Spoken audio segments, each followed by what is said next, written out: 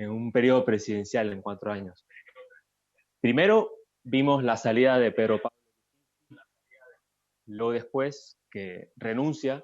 Esto llevó al ascenso pues, de su vicepresidente, Martín Vizcarra, que gobernó hasta este mes, cuando fue destituido por el Congreso, y ascendió Manuel Merino, para luego, bueno, renunciar en medio de protestas que dejaron 2 muertos y cientos de heridos. Apenas ayer, el lunes, fue elegido Francisco Sagasti como nuevo presidente de Perú. ¿Qué está pasando en Perú? Es lo que venimos el día de hoy a hablar, a debatir, y para ello tenemos invitados especiales de alto nivel desde Perú. El primero, pues, es Raúl Tola. Él es un reconocido periodista y escritor peruano, autor de 6 libros y formado en la Pontificia Universidad Católica del Perú. Ha conducido una serie de programas de televisión y también es columnista en diarios y más recientemente en el diario La República. Pero antes de entrar al debate, pues quisiéramos presentar un breve video que repasa el resumen, digamos, lo que ha vivido en Perú en estos últimos días. Adelante, producción.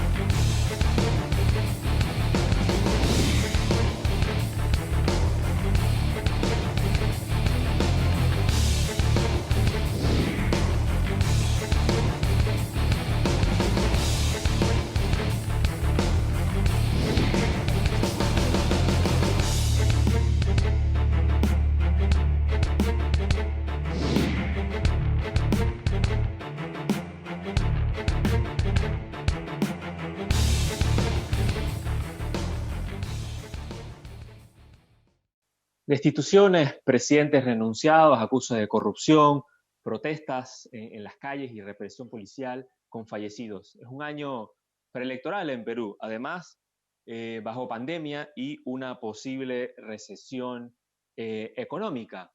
Es una tormenta perfecta para la inestabilidad política. Y para discutir y entender esto, pues acá viene, digamos, la primera pregunta y con esto abrimos este espacio de debate.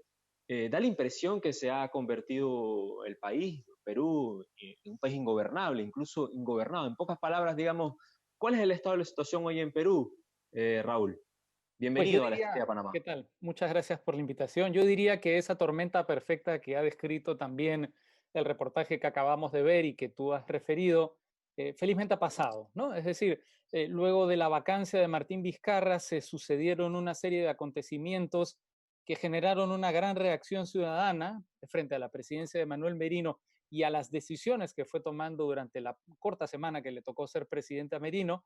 El martes comenzaron las marchas y el sábado se intensificaron y fue el sábado que se produjeron la muerte de estos 2 muchachos, de Inti y Brian, de 22 y 24 años, que ustedes han hecho referencia, que precipitaron la caída del gobierno de Merino. Merino renunció el domingo.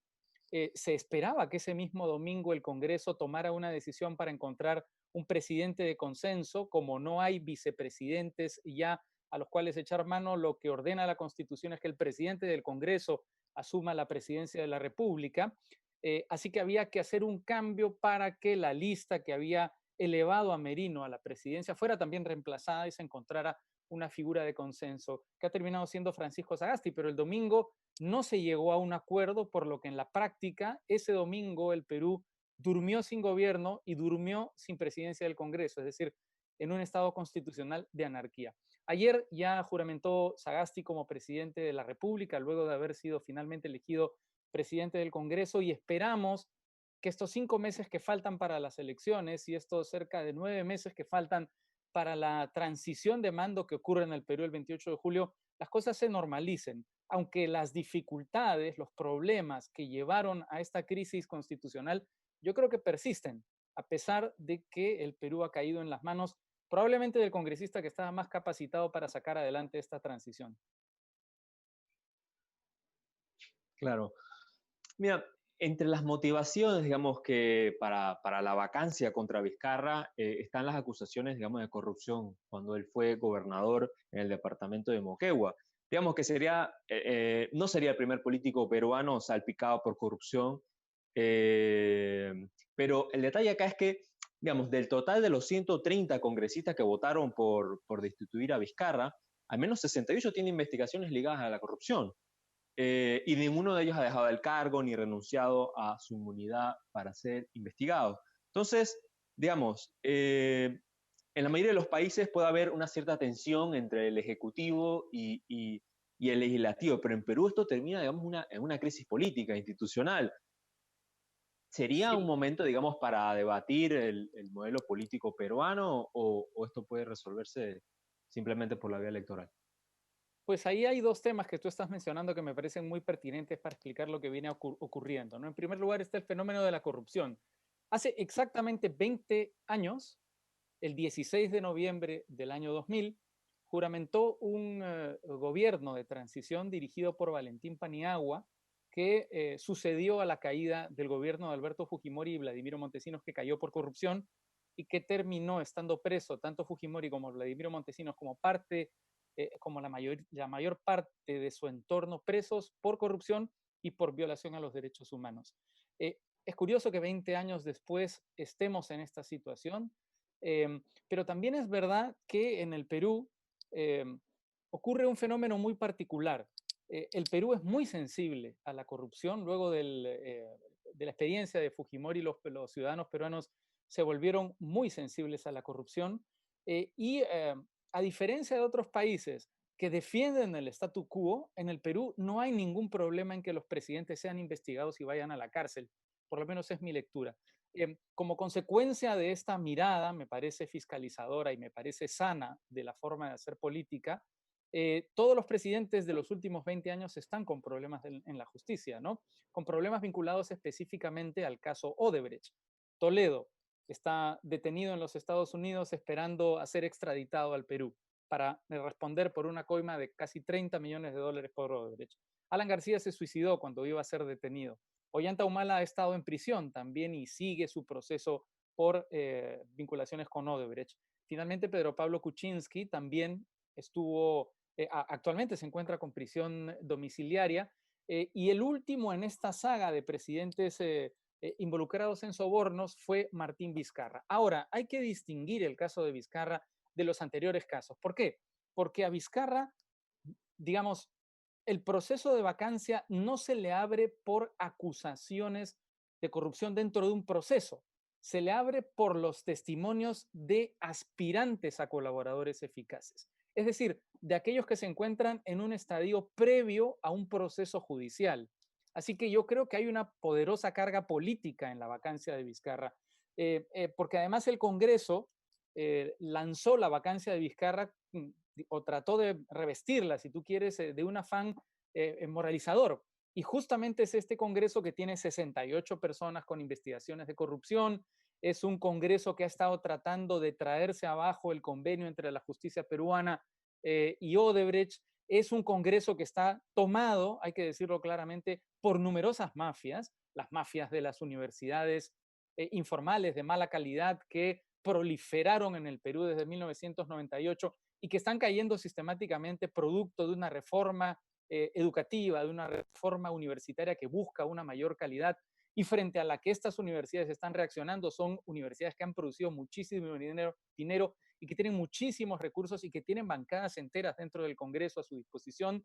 Está también el Fujimorismo, que es un partido muy cuestionado, también la lideresa del Fujimorismo, Keiko Fujimori, ha estado con prisión preventiva durante mucho tiempo, ahora está libre haciendo política, y en fin, hay muchísimos intereses bastante turbios, bastante oscuros representados en el Congreso, y yo creo que ese es el punto de partida para tratar de comprender lo que está ocurriendo en el Perú, porque lo normal, lo cotidiano, lo corriente ha sido que las mafias se enfrenten al Estado, pero en el Perú lo que tenemos es una mafia o son varias mafias que desde hace mucho tiempo no se enfrentan al Estado porque han comprendido que es mucho más económico y mucho más rentable infiltrar copar, tomar el Estado. Y han comenzado haciéndolo desde el Congreso. Por eso yo creo que esta crisis política abre el escenario de un debate efectivamente sobre una reforma política, pero también es verdad que parte de la reacción del Congreso se produce por la reforma política que emprendió el gobierno de Martín Vizcarra exactamente hace un año. Una reforma que incluye numerosos aspectos que podrían cambiar la forma en que se elige a los gobernantes, la forma en que se elige a los congresistas frente a la que el Congreso también fue muy reactiva. Vamos a ver si el gobierno de Francisco Sagasti retoma esa reforma y trata de ordenar un poco mejor la casa para que no se vuelvan a producir episodios de anarquía como los que hemos visto. Por lo pronto, y esto para terminar, la vacancia presidencial, esta figura que sirvió para destituir a Martín Vizcarra, está siendo revisada por el Tribunal Constitucional porque en el Perú no existe juicio político, no existe impeachment. Esta vacancia es una figura que ha sido manoseada, que ha sido trastocada y que en la práctica se ha convertido en un paredón de fusilamiento, porque la conclusión a la que parece haber llegado el Congreso es que solo con 87 votos es suficiente para vacar a un presidente sin que importe expresión de causa. Y eso no puede ser, eso evidentemente rompe el modelo constitucional, rompe el modelo de balance de poderes y es algo que está en discusión ahora mismo en el Perú. Claro, precisamente, bueno, tú has mencionado que se está esperando una decisión judicial bueno, del alto tribunal eh, peruano. Digamos, pero cuando hablamos de corrupción, y lamentablemente hablar de corrupción en Perú es también hablar de corrupción en América Latina, ¿no? Pareciera como que la corrupción es parte de la cultura política, e incluso hasta ligada a la cultura empresarial, digamos, de algunos sectores en nuestra región. Pero, digamos, para enfrentar la corrupción se requiere operadores de justicia fuertes, pero en Perú también la justicia ha sido cuestionada, digamos, por elementos de corrupción. ¿Qué se podría esperar en ese sentido, Raúl? Pues en el Perú hay que distinguir, eh, porque efectivamente es correcto lo que tú dices, hay corrupción en el sistema de justicia. La corrupción en el sistema de justicia creo que es un fenómeno transversal, no es solamente peruano, existe en todo el mundo y sin Sí, duda sí. en América Latina, ¿no? Pero en el Perú, algo que ocurrió en los últimos años fue el develamiento de una trama de corrupción de jueces y fiscales en el puerto del Callao, que es el puerto más importante del país. Y esta trama de corrupción que fue, digamos, develada por parte de una fiscalía anticorrupción, comenzó a crecer, comenzó a elevarse y llegó hasta el Consejo Nacional de la Magistratura, que es el órgano que se encargaba de nombrar a los jueces y de fiscalizar a los jueces. Se demostró claramente que los magistrados del Consejo Nacional de la Magistratura eran profundamente corruptos, que era un órgano profundamente corrupto y que hasta ese entonces el nombramiento y la fiscalización de los jueces había sido todo menos transparente y había hecho cualquier cosa menos cumplir su verdadera función.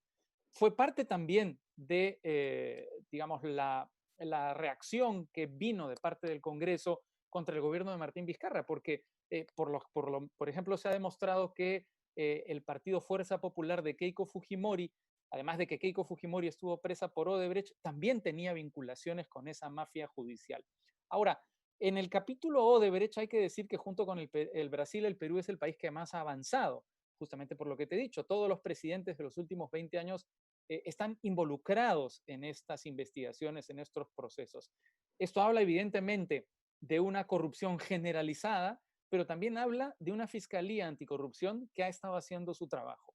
Ahora, el comienzo de las investigaciones de la Fiscalía Anticorrupción, concretamente del equipo especial Lavallato, tuvo mucho apoyo de la opinión pública porque se empezaron a hacer las cosas. Se confrontó a la política cuando la política era especialmente poderosa. Keiko Fujimori controlaba la mayoría dentro del Congreso. De 130 congresistas tenía 73 congresistas.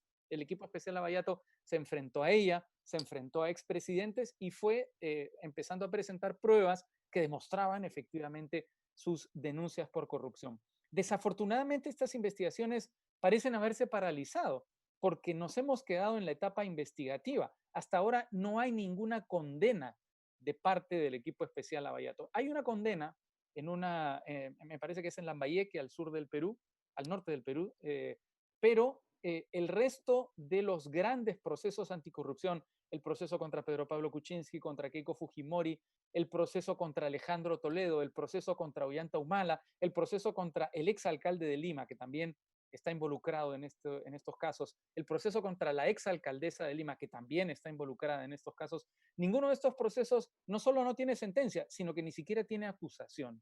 Así que eso es algo que se viene criticando mucho dentro, digamos, de la opinión pública en lo que se refiere a la investigación del caso Lavallato. Raúl, tenemos una pregunta en nuestras redes sociales. Ahora vamos a retomar ese tema. Me interesa mucho, mencionaste que se cumplen 20 años, digamos, de la vacancia de Fujimori.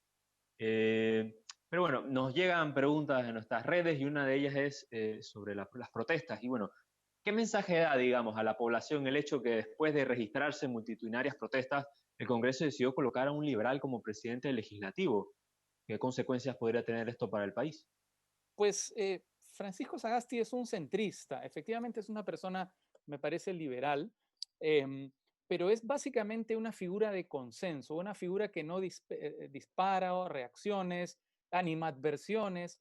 Él ofreció ayer un discurso a la hora de asumir la presidencia que creo que ha sido muy bien recibido, un discurso muy bien pensado que plantea las prioridades de su gobierno y que además lo presenta como una persona muy humana, muy empática, una persona que me parece que puede eh, salir airosa de las enormes dificultades que afrontará en los próximos meses. Un discurso que además, como dato anecdótico, no sé si ustedes lo han visto, terminó con Sagasti recitando su poema favorito de César Vallejo, que es el poeta más importante del Perú, y mientras lo recitaba, este poema termina con dos palabras, emocionado, emocionado, y mientras las decía, Sagasti se quebró y se echó a llorar, ¿no?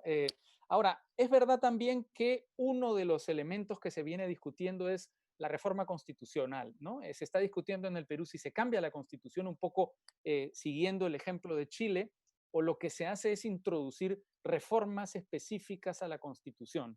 Quienes apuestan por un cambio total de la Constitución, dicen que no puede ser posible que mantengamos el modelo constitucional que se instauró durante el gobierno de Alberto Fujimori en 1993, y quienes apuestan por una reforma parcial de la Constitución, lo que dicen es que, por ejemplo, la Constitución de los Estados Unidos fue evacuada por esclavistas, pero que ha sido reformada a lo largo del tiempo para adaptarse a las necesidades del momento y que finalmente los cambios de las Ujú. constituciones, como ha aprobado el caso peruano, que ha tenido muchísimas constituciones, por supuesto ayudan, pero no son centrales para salir adelante en los problemas. Probablemente el camino que se tome en el Perú sea el de la reforma parcial de la Constitución.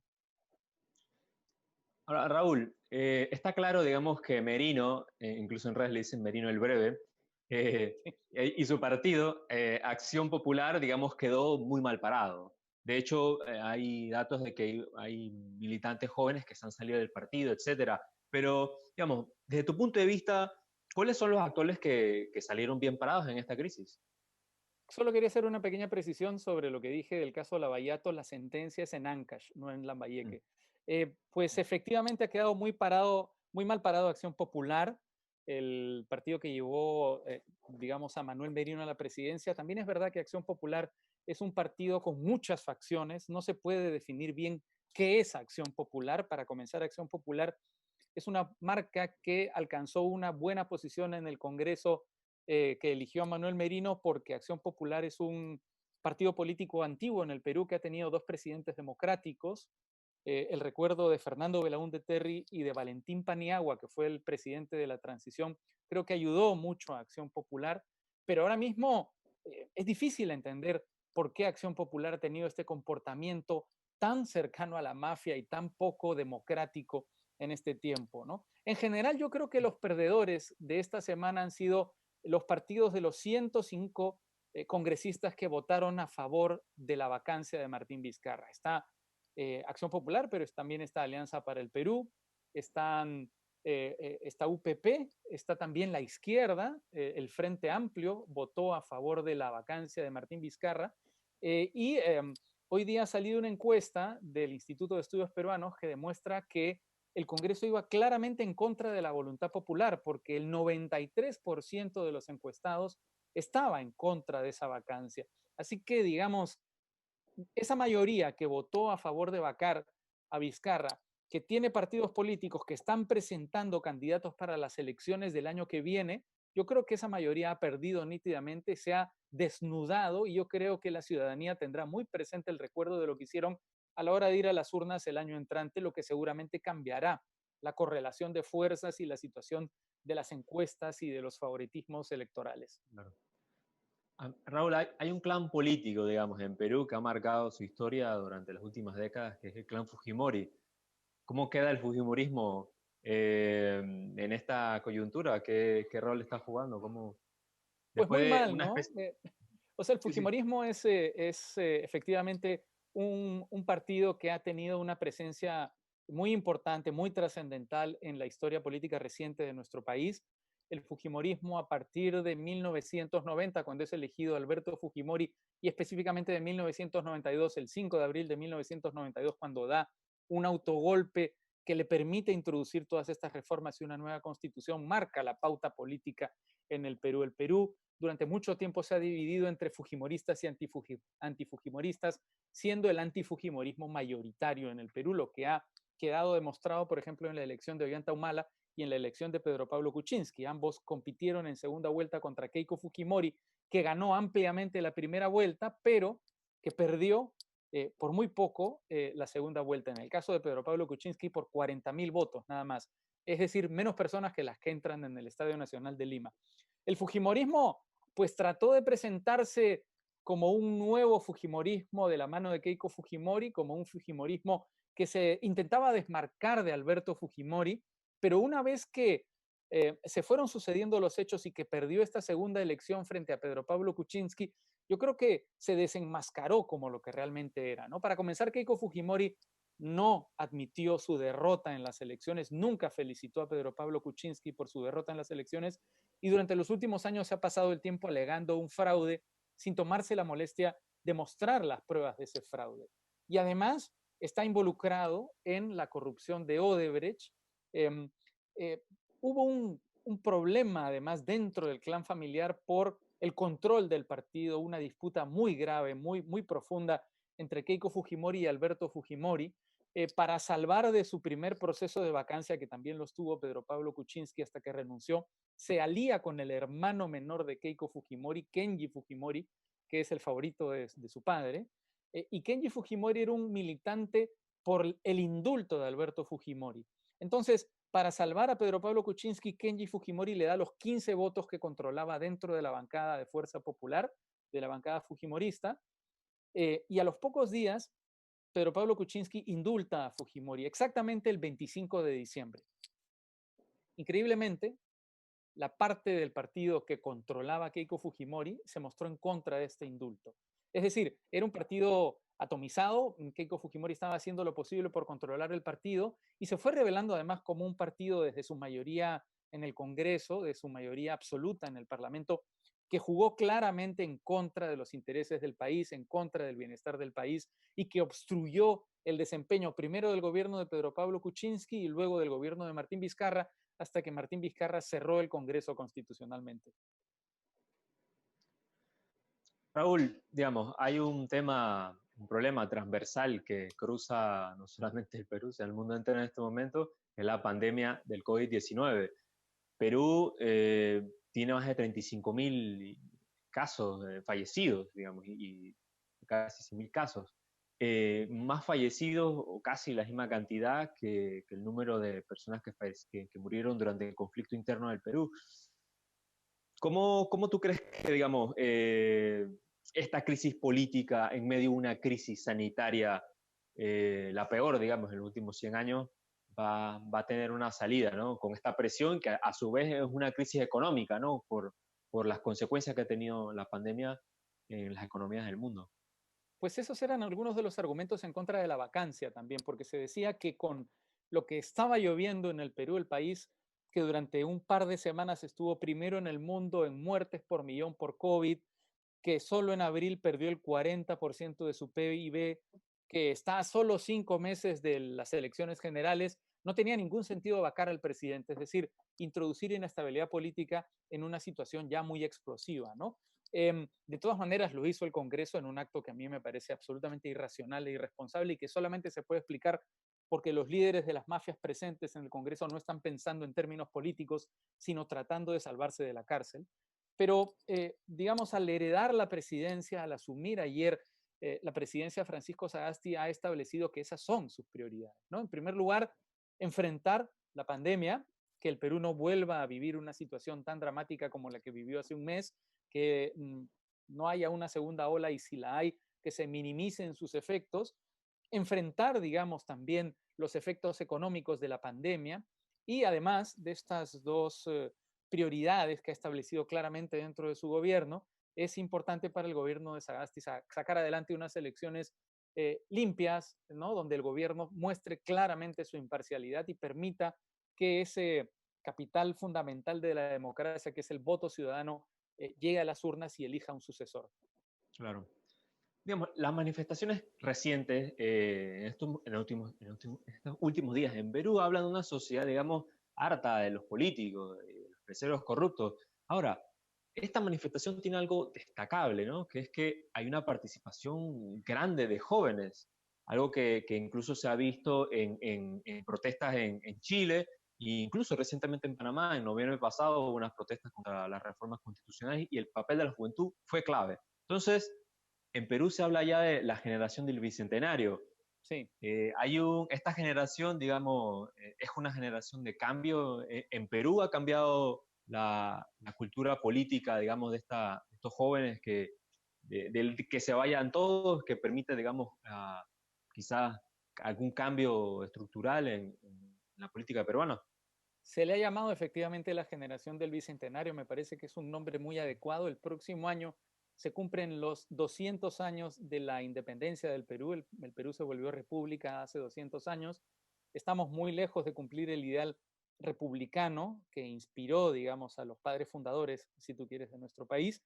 Pero, y además había, digamos, mucha desazón porque en medio de la crisis de corrupción que ha vivido nuestro país, uno pensaba, pues vamos a vivir el bicentenario con esa oscuridad, con presidentes, digamos, encarcelados en medio de esta descomposición política, de esta descomposición social, es decir, con pocos motivos para celebrar. Pues yo creo que las manifestaciones a raíz del nombramiento de Manuel Merino han demostrado que el bicentenario no está en la clase política peruana, sino en las calles, en la gente, que efectivamente reaccionó cuando sintió que su libertad y que su democracia eran arrebatadas, ¿no?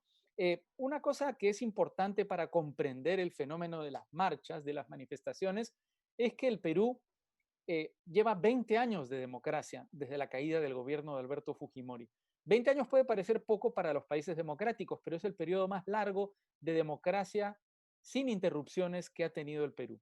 Es decir, muchos de los chicos que han marchado en la semana pasada solo conocen la democracia, nacieron en democracia, tienen 19, 20 años, se han criado en democracia y con libertad de expresión, con libertad. Así que yo creo que lo que ha ocurrido en el Perú es que las nociones de libertad y de democracia han permeado el tejido social, de tal manera que cuando estas nociones, tanto la libertad como la democracia, son conculcadas, inmediatamente la sociedad salta para recuperarlas, ¿no? Que es en la práctica además lo que ha ocurrido. Es muy Claro. emocionante lo que ha ocurrido en el Perú. Son decenas de miles o quizás cientos de miles de personas marchando por todo el país, por costa, sierra y selva, para oponerse al gobierno de Manuel Merino. En solo una semana se tumbaron las marchas al gobierno de Manuel Merino. Y hay una cosa que además creo que será un motivo de estudio en el futuro, ¿no? Porque estas son manifestaciones nuevas, aliadas a la tecnología, que no tienen nada que ver con las manifestaciones del pasado. Algunos analistas políticos, eh, digamos, de 60 o 70 años, no entendían lo que estaba pasando y estaban convencidos de que detrás de estas manifestaciones había una gran conspiración, un comando central que las organizaba, porque no podían estar tan bien organizadas con carteles, con lugares, digamos, por los que avanzaban las marchas, con lemas tan coordinados, ¿no? Pues eso cualquiera que tiene WhatsApp y que tiene listas de WhatsApp sabe que es fácil ahora, o cualquiera que tiene Twitter sabe que es fácil ahora, pero bueno, pues además en estas manifestaciones ha tenido un papel muy relevante el TikTok, por ejemplo, una red social que yo por lo pronto no he practicado, pero que los jóvenes practican pues por millones en el Perú y han tenido también gran relevancia algunos fenómenos que pasaban prácticamente desapercibidos como el de los poppers, que no sé si los conoces. Los poppers son los seguidores de las bandas de K-pop, las bandas de pop de Corea del Sur. Entonces en el Perú hay millones de seguidores o cientos de miles de seguidores de las bandas de K-pop de Corea del Sur y estos seguidores están articulados con los seguidores de las bandas de K-pop de todo el mundo y son muy activos y se comunican con mucha facilidad de tal manera que frente a la alerta lanzada por los poppers peruanos, toda esta comunidad digital se movilizaba, por ejemplo, para bajarse cuentas de Twitter, para atacar páginas web, para atacar páginas del gobierno, causando una verdadera alarma digital en una buena parte, digamos, del gobierno y también de la opinión pública peruana. Un fenómeno absolutamente extraordinario que yo creo que ha contribuido decisivamente a la caída del gobierno de Merino y al inicio de esta transición democrática. Que Raúl, bueno, y con esto ya vamos cerrando esta transmisión tan interesante para nuestros lectores. Digamos, pareciera que Perú estuviera destinado, digamos, a una crisis social y política permanente, sin salida, pero como tú lo has mencionado, la juventud y la idea esta de libertad de los próceres y del bicentenario está en las calles, y al final la historia la escriben los pueblos. Entonces, pensando en ese futuro, y a modo de conclusión, ¿cuál tú crees que podrían ser las salidas, digamos, el camino de salida? ¿Sería una reforma constitucional, un cambio constitucional, como se ha planteado en otros países de la región? Quizás las próximas elecciones. ¿Cuál es tu lectura final? Yo creo que el Perú necesita una profunda reforma política, es verdad. Eh, digamos, reformas tan sencillas como que el Congreso no se elija durante la primera vuelta, sino durante la segunda vuelta, porque lo que hemos tenido hasta ahora en los últimos 20 años ha sido presidentes que han gobernado en minoría, es decir, que no han contado con la mayoría absoluta del Congreso y esto no les ha permitido gobernar o por lo menos un número que se acerque a esa mayoría para con un par de alianzas poder gobernar con cierta estabilidad. Mientras que si el Congreso se eligiese en la segunda vuelta, donde ya solo quedan dos finalistas, lo más probable es que los votantes optasen por los partidos de estos finalistas, facilitando la construcción de mayorías en el Parlamento. Esa es una salida. Y otras reformas que tienen que ver con la forma en la que se vota, con la forma en la que se elige a los representantes en el Parlamento, que también están en pleno debate. Por ejemplo, debemos volver a la bicameralidad en el Perú, es decir, debemos volver a instaurar un Senado en el Perú. Son aspectos que están siendo debatidos actualmente y que yo creo que son muy trascendentales, no son solamente normas declarativas, son normas que pueden protegernos de una nueva situación de alarma social y de anarquía como la que hemos vivido. Aunque también es verdad, y eso es muy emocionante, que el Perú, cada vez que se ha asomado al abismo, cada vez que sus políticos lo han asomado al abismo, cada vez que se ha tenido que escoger entre autoritarismo y democracia, pues el Perú ha tomado la decisión correcta, me parece a mí. Ocurrió durante el año 2000, cuando también hubo marchas multitudinarias que contribuyeron a la caída del gobierno de Alberto Fujimori, y ha ocurrido ahora en el 2020, cuando marchas multitudinarias precipitaron la caída del gobierno de Manuel Merino. Así que, si tú quieres, para terminar esta conversación, yo me voy con una nota de optimismo, pero de optimismo cauteloso, porque los fenómenos, las mafias que generaron esta crisis todavía anidan en el Congreso y estoy convencido de que tarde o temprano asomarán la cabeza para tratar de nuevo de sacar adelante sus intereses particulares, pero bueno, ya saben que el pueblo, que la ciudadanía, que los medios de comunicación, que la opinión pública estará vigilante para reaccionar frente a ellos.